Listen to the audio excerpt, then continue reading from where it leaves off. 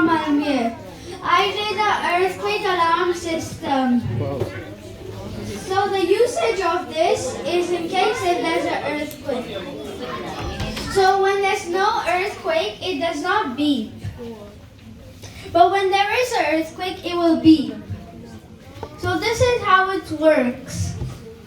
So first, when there's an earthquake, it will move everything. So it will move this nut as well. And when it touches the safety pin, it completes the circuit and sends the signal to the buzzer.